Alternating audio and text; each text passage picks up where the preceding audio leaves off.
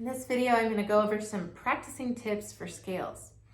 So scales are really the foundations of playing the fiddle. It helps you learn this invisible map of the fingerboard, and it also just gets your muscles going when you are first warming up. My favorite thing to warm up with are just playing open strings and practicing my bowing. And the best thing to do is practice in front of a full-length mirror, because that mirror becomes your second set of eyes. It becomes your teacher, and you'll see things that you're doing, like maybe you're angling your bow at a weird angle, and then the mirror shows you how to make a straight bow, which gives you an even tone. Okay, so I might spend a few minutes bowing after I tune, trying to get as straight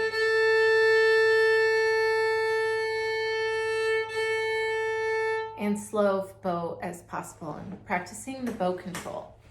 Then after that, let's pick a scale and a fiddle key. So G is a great key to start with, because there's only one sharp, F sharp.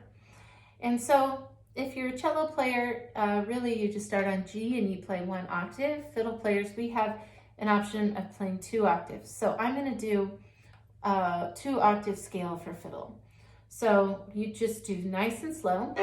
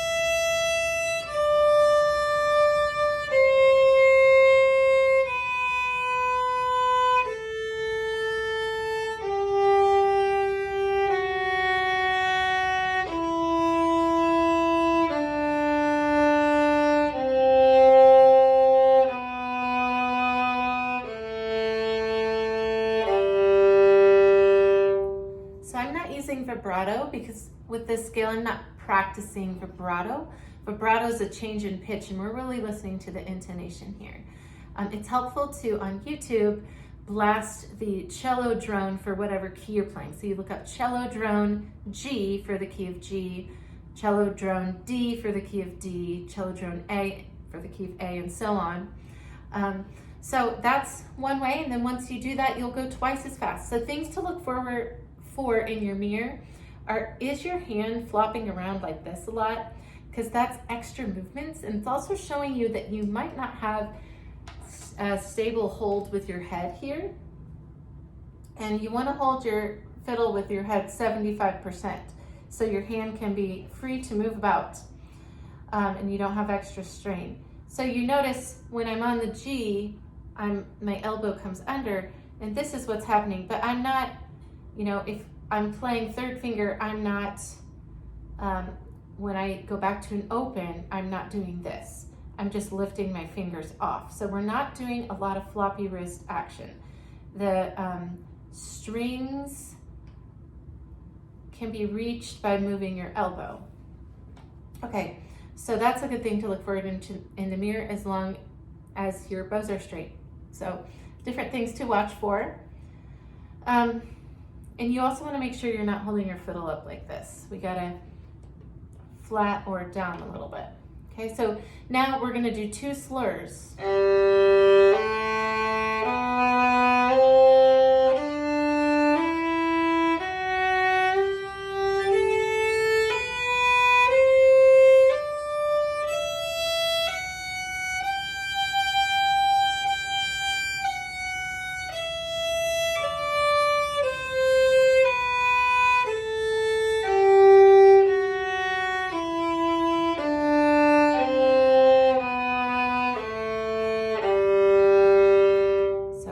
Down, down, up, up.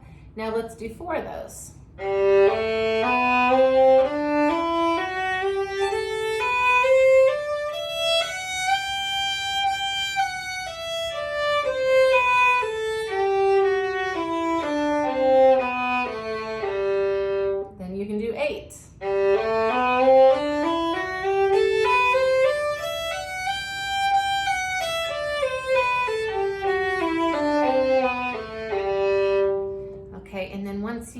do that, then you can practice other bowing patterns. So I'm going to slur two, separate two.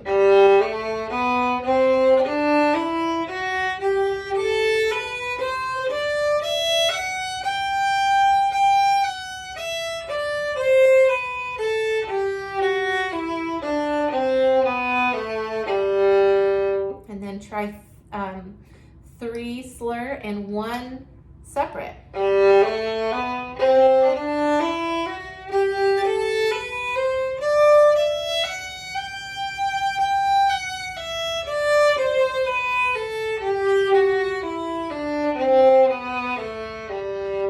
And then you can do 1 separate, 3 slurred.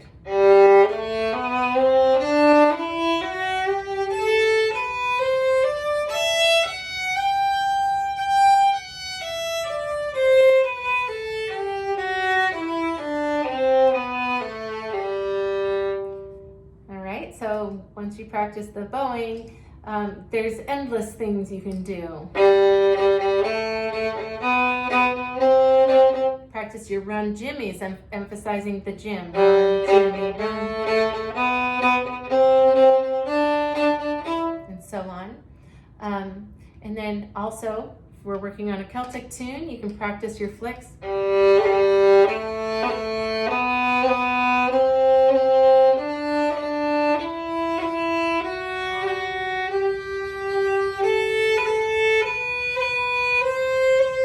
And so on. You can practice your Scottish burls or the Celtic triplet.